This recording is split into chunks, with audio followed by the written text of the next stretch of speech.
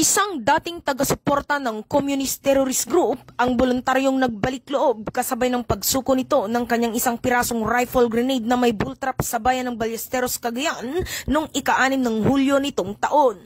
Napadali at naging ligtas ang pagsuko ni Aka Imyong, 61 taong gulang, magsasakat residente ng Ballesteros, Cagayan, sa pagtutulungan ng Composite CTG Tracker Team ng Ballesteros Police Station sa ilalim ng pangangasiwa ni Police Captain Jim I. Palatao, Officer in charge, kasamang mga tauhan ng 2nd Provincial Mobile Force Company Cagayan PPO sa ilalim ng pangangasiwa ni Police Major Jefferson Mukay, Force Commander.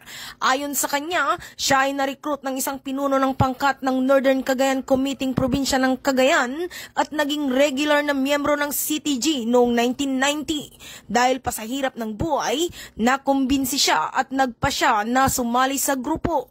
Pagkatapos ng ilang taon ay nagpa siya itong umalis at bumalik sa buhay sibilyan. Higit pa rito dahil sa madalas na pagbisita sa barangay ng PNP Ballesteros at sa tulong ng mga opisyalis ng Ballesteros, Cagayan, kusang loob niyang isinusuko ang sarili at niyakap ang programa ng gobyerno. Sa kanyang pagsuko, siya ay sinamahan ng mga intel operatives ng himpilan na ito para sa tactical interview at dokumentasyon.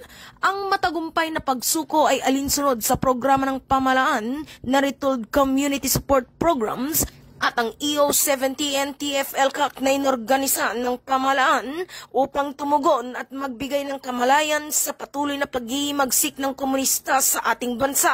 Kasama rin dito ang pagkakaloob ng tulong pinansyal at pagbibigay ng oportunidad upang magkaroon sila ng trabaho at hindi na muling babalik pa sa kabundukan at maging suliranin ng pamahalaan. Mula dito sa Lambak ng Cagayan, ako ang inyong Police News Network Correspondent, Patrolwoman Jerilyn Colico, alagad ng batas, taga-taguyod ng Balitang Pulis.